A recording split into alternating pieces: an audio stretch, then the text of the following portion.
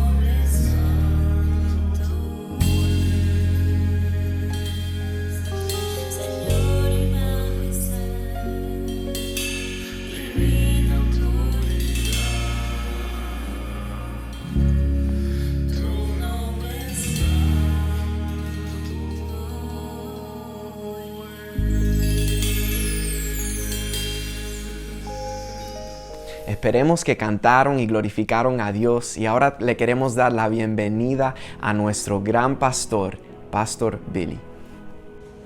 Muy buenos días, amigos, familia.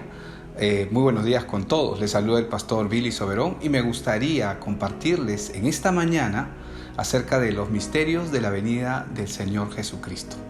Es interesante poder ver y es interesante también que mucho se ha hablado y mucho se ha dicho acerca de la venida del Señor Jesús. Se han escrito obras, se han escrito libros, incluso se dice mucho, ¿no? Mucha gente especula acerca de su vida y el propósito que Él tuvo en su venida a esta tierra. Lo cierto es que mucha gente no conoce la trascendencia de las obras que Él realizó. Ahora, las sanidades, los milagros cambiaron la vida de mucha gente. El Señor hizo muchos bienes en esta tierra, pero hay cosas aún más trascendentales que Él reveló e hizo. Y justamente es la razón por la cual yo deseo compartir sobre este tema, los misterios que el Señor Jesús reveló en su venida. Por favor, agradezcamos juntos en esta mañana. Señor, yo te doy gracias por tu palabra, porque a través de ella nos revelas quién es Jesucristo, nos permites ver con claridad nuestra vida y nos permites ver y entender lo que está pasando en el mundo. Que tu palabra sea nuestra meditación para dirigir nuestros pensamientos y aún nuestras propias vidas, Señor. Te damos gracias por este tiempo en el nombre de Cristo Jesús. Amén y amén. La primera verdad que se ha mantenido en misterio, que nos revela Jesús en su venida, es que Dios no gobierna en los reinos de este mundo. Sí, Dios no gobierna. Es verdad que Él está sobre todo, pero de todos los reinos que hay en la tierra, ninguno de ellos refleja el reino de Dios. Es importante entender esto porque esto nos va a dar una respuesta que mucha gente se hace. Y de manera continua las personas se hacen esta pregunta. Ellos dicen, yo no entiendo si Dios existe, dicen. ¿Cómo es que puede permitir tanta miseria, tanta hambre? ¿Cómo puede permitir esto o aquello? Y lo cierto es que es verdad que Dios existe, pero lo cierto es que el hombre dirige su propia vida independientemente de Dios. Y es algo que el Señor en su venida vino a mostrarnos y a revelarnos. Ahora, el hombre lo único que está viviendo es la consecuencia de haber vivido sus propios caminos. La decisión que Adán tomó en Génesis 3 marcó de una manera trascendental y clara el camino del hombre desde el día en que él pecó hasta nuestro tiempo. Por eso, ninguno de los reinos de la tierra son dirigidos por Dios, es dirigido por el hombre. Dios no está en esos gobiernos y Dios no está en medio de ellos porque cada uno de ellos toma sus decisiones independientemente de Dios. El pecado de Adán implicaba que el hombre muera y la palabra muerte significa separación. Dios se lo dijo a Adán. Dios le puso esta advertencia a Adán que el día que él coma el fruto que le dijo que no debía de comer, a partir de ese momento él sería separado de él. Es decir, el hombre viviría una vida independiente a Dios. En Génesis 2:17 está este punto. Veámoslo. Pero el árbol del conocimiento del bien y el mal no comerás, porque el día que de él comas, ciertamente morirás. A partir de ese momento, el hombre comenzó a caminar sin Dios, comenzó a caminar solo. Es por eso que el Señor Jesucristo, cuando inicia su ministerio, Él anuncia el Evangelio que el reino de Dios se ha acercado. ¿Por qué? Porque desde el momento en que Adán pecó, la humanidad se ha desarrollado y ha vivido separada de Dios, muy aparte de Dios. En Marcos 1:14 y 15 vemos, Jesús vino a Galilea predicando el evangelio del reino de Dios, diciendo, el tiempo se ha cumplido y el reino de Dios se ha acercado. Arrepentíos y creed en el evangelio. Pues el reino de Dios fue separado de la vida del hombre por causa del pecado. Así es, el pecado no solamente separó al hombre de Dios, sino que también separó la creación que Dios le había encargado al hombre. Tanto el hombre como la creación, ambos fueron separados de Dios. Desde ese día hasta hoy, el hombre gobierna el mundo. El hombre gobierna la creación, pero lo hace sin Dios. Así son todos los gobiernos que dirigen la tierra actualmente. Entonces, el mundo, los reinos, los gobiernos que están en esta tierra, todos son dirigidos por hombres que caminan sin Dios. Entonces, a la pregunta que hacíamos inicialmente, si Dios existe o que mucha gente se hace, ¿no? ¿Por qué permite tanta miseria, tanta hambre? ¿O por qué permite esto o aquello?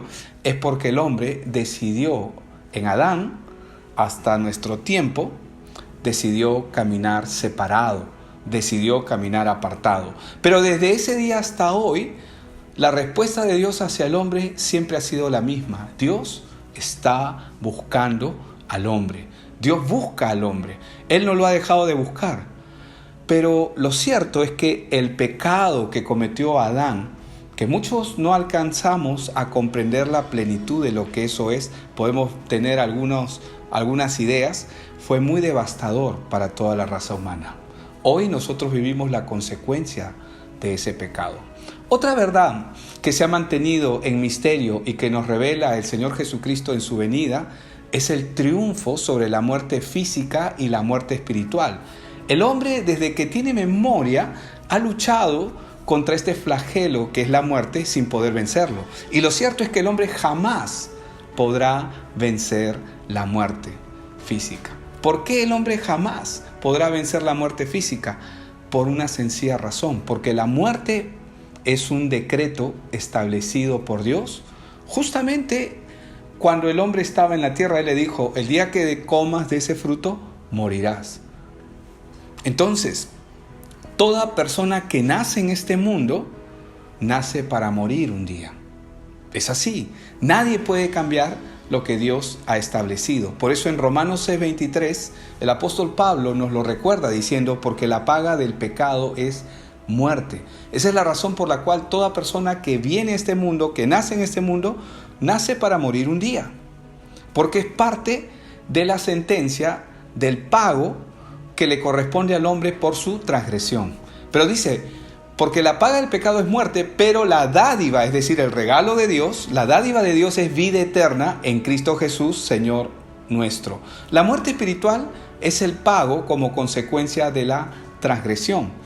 Eso lo vemos en Génesis 2:17, porque Dios le puso el mandato. Leamos otra vez, pero del árbol del conocimiento del bien y del mal no comerás, porque el día que de él comas, ciertamente morirás. Dios, en su misericordia, en el amor que le tiene al hombre, le comunica al hombre cuál es la condición en la que ha quedado por causa del pecado. ¿Y por qué lo hace? Lo hace porque Dios quiere que el hombre se dé cuenta en la condición en la que está ahora. Y se lo dijo en Génesis 3:19, con el sudor de tu rostro comerás el pan hasta que vuelvas a la tierra, porque de ella fuiste tomado, pues polvo eres y al polvo volverás. Como vemos, la muerte es un pago que el hombre ha recibido por causa de la transgresión que hizo nuestro primer padre, que fue Adán. Esto ya estaba establecido y decretado por Dios. Es por esa razón que el hombre lucha por salir adelante, pero lo cierto es que no puede detener la muerte, porque la muerte es un hecho inevitable en la vida del hombre. Por eso en Eclesiastés capítulo 12, el verso 7 dice, y el polvo vuelva a la tierra como era, y el espíritu vuelva a Dios que lo dio. Entonces, por causa del pecado, el hombre se volvió un ser mortal. Se desconectó de Dios para conectarse a una nueva naturaleza. Aunque no murió físicamente en el momento mismo que comió el fruto, por la misericordia de Dios no murió en ese momento, pero sí su naturaleza cambió. Porque se cortó la parte espiritual del hombre Y el hombre en su naturaleza carnal ahora se volvió un ser vulnerable, se volvió un ser que ahora recibe los sufrimientos que este cuerpo mortal le ofrece, recibe las desgracias, recibe las enfermedades que comienzan a aparecer en él, y por último esto trae como consecuencia la muerte. ¿Cómo entra la muerte a la vida del hombre? Por causa del pecado, y entra a través de las diferentes enfermedades.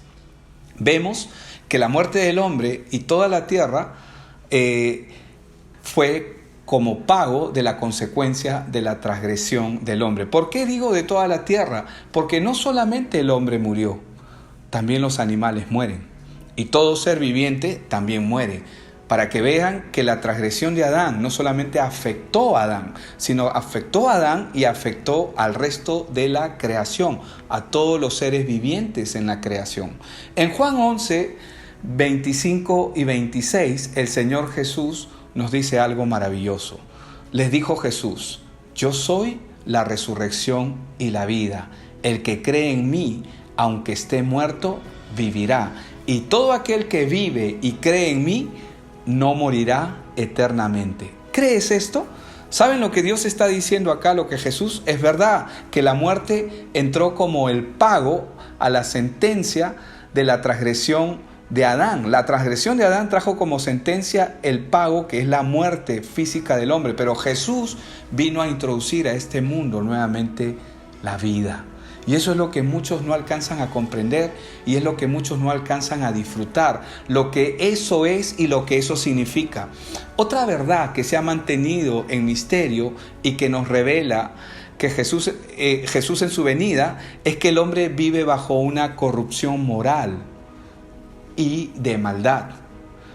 Y esa maldad es inherente al corazón del hombre. Nosotros podríamos pensar, pero yo no siento que soy malo, porque cada uno de nosotros creemos realmente que somos buenos. Pero veamos lo que el Señor Jesús nos dice en Marcos capítulo 7, veamos del verso 20 al verso 23.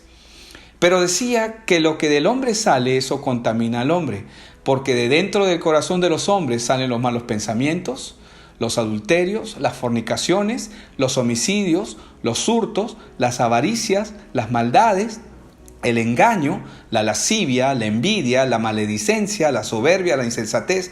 Todas estas maldades de dentro salen y contaminan al hombre. Vemos que la corrupción moral es una tendencia natural del hombre.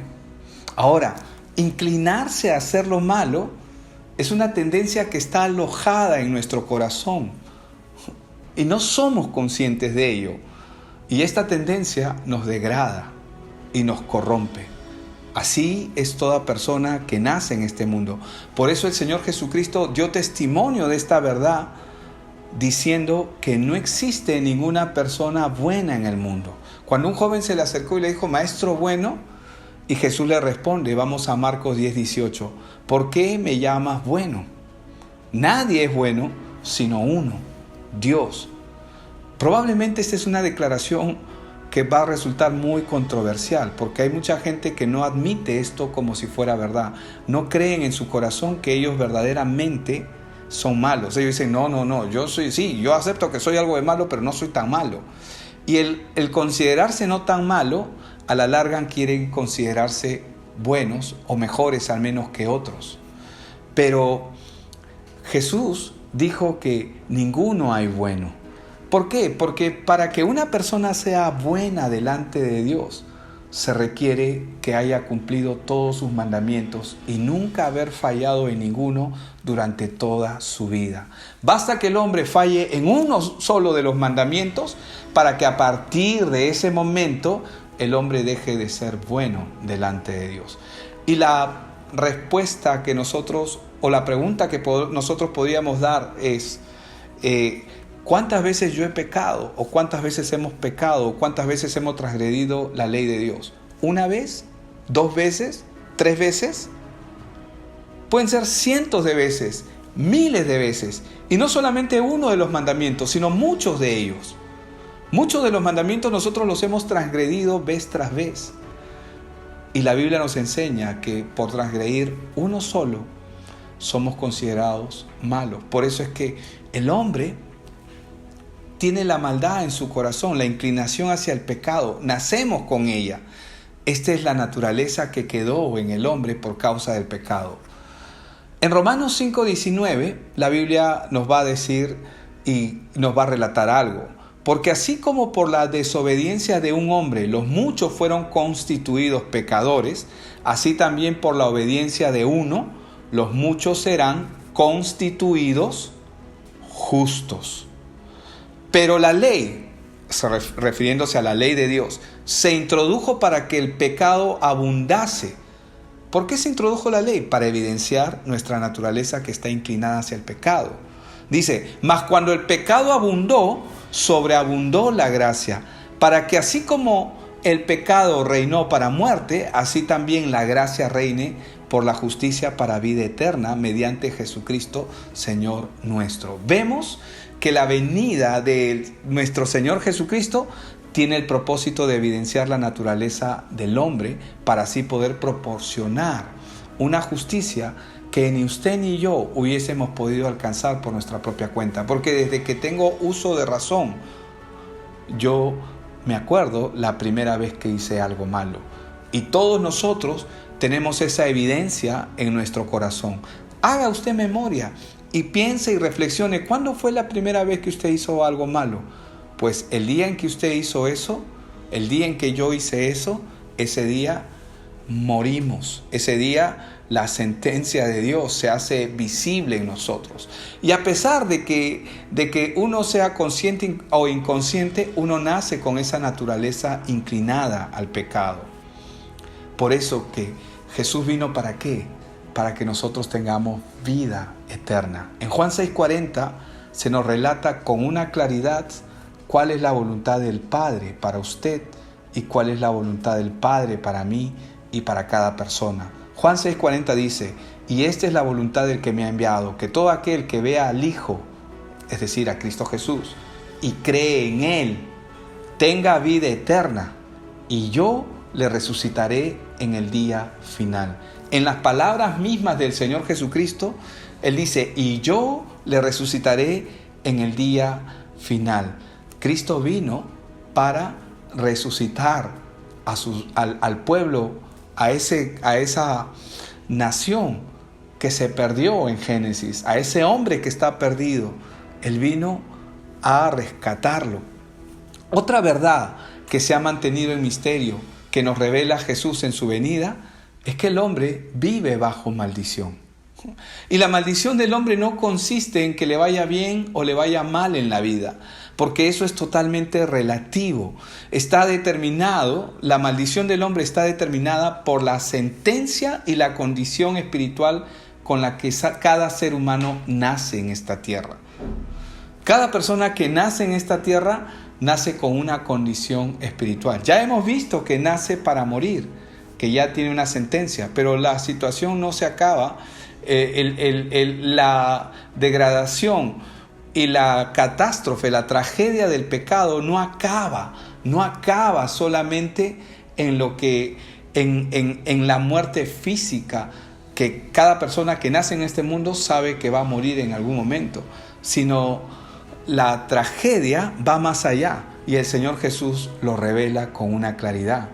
Le muestra a la humanidad cuál es su condición y cuál es la naturaleza actual con la que vive. Y Jesús lo revela en Juan 8:44, cuando dice, vosotros sois de vuestro padre el diablo.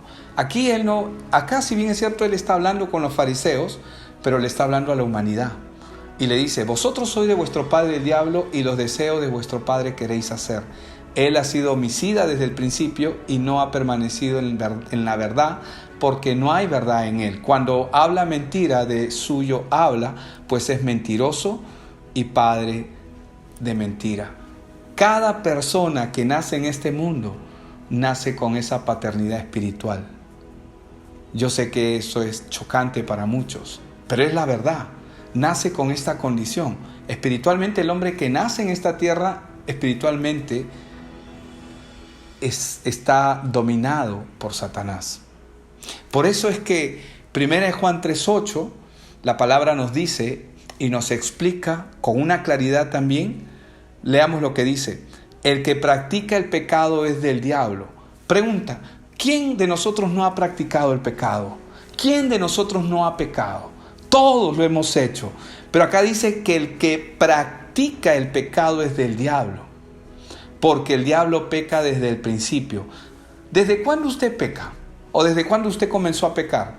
¿Acaso no fue desde que somos muy niños, desde bebés?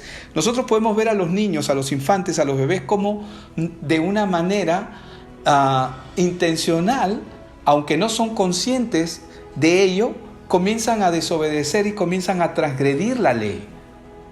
¿Verdad que es así? Por eso dice que el que practica el pecado es del diablo, porque el diablo peca desde el principio. Esa es la naturaleza que nosotros heredamos. Esa es la naturaleza que nosotros hemos heredado. Cada persona que nace en este mundo nace con esa naturaleza corrupta. Pero el versículo no acaba ahí, porque dice que el que practica el pecado es del diablo, porque el diablo peca desde el principio. Y viene lo más importante: para esto apareció el Hijo de Dios, para deshacer las obras del diablo.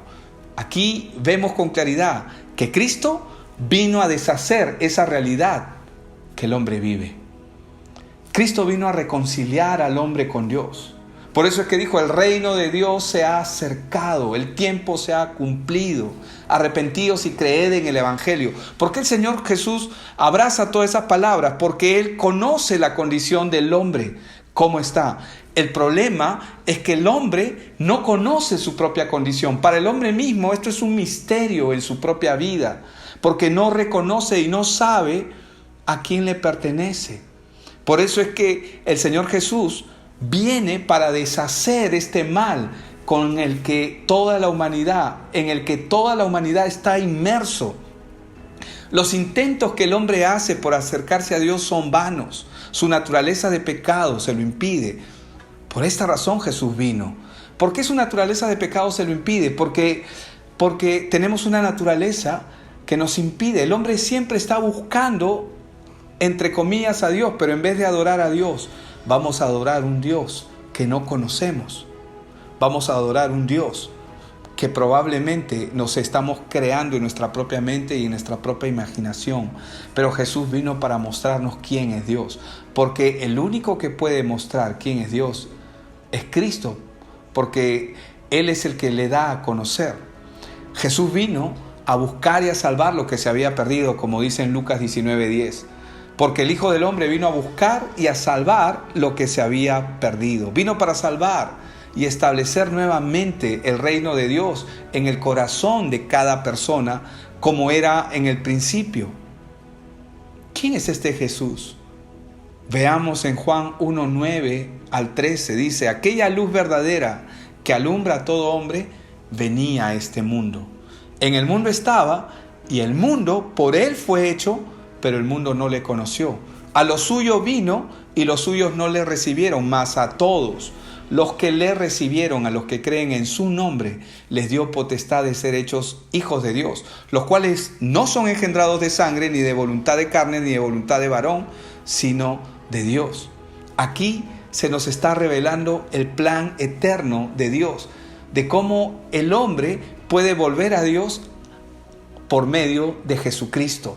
Por eso es que dice: mas a todos los que le recibieron, refiriéndose a Cristo, a los que creen en su nombre, refiriéndose a Cristo, les dio potestad, lo cual significa poder, dominio, autoridad, de ser hechos hijos de Dios. Dice que estos, los cuales no son engendrados de sangre, ni de voluntad de carne, es decir, una persona que nace porque nace no es hijo de Dios. Los hijos de Dios son los que le recibieron a Jesús, los que creen en su nombre. A ellos les ha sido dada la potestad de ser llamados hijos de Dios. Entonces, para ser un hijo de Dios y para volver nuevamente al reino de Dios, es necesario creer en el nombre de Jesucristo. ¿Y por qué Jesucristo? ¿Por qué Cristo? ¿Por qué no Buda, Krishna, Alá? ¿Por qué no María? ¿Por qué Él? Porque a Él Dios le dio este mandato. En Mateo 11:27 la Biblia lo revela y Jesús lo declara. Todas las cosas me fueron entregadas por mi Padre, dice el Señor Jesús. Y nadie conoce al Hijo sino el Padre. Ni al Padre conoce a alguno sino el Hijo y aquel a quien el Hijo lo quiera revelar. ¿Qué nos están diciendo estos textos?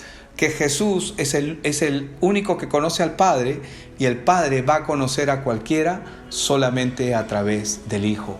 Por eso es que Jesús dijo, yo soy el camino y la verdad y la vida. En Juan 14:6 Jesús le dijo, yo soy el camino y la verdad y la vida. Nadie viene al Padre sino por mí. Nuevamente la palabra nos muestra que el único acceso proporcionado por Dios para volver a Él, para entrar en su reino, es Jesucristo.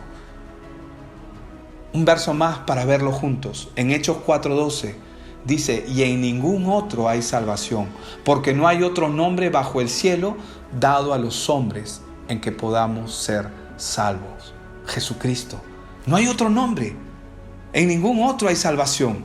No hay otro nombre bajo el cielo dado a los hombres. Esto es maravilloso porque la Biblia nos revela el camino para volver a Dios.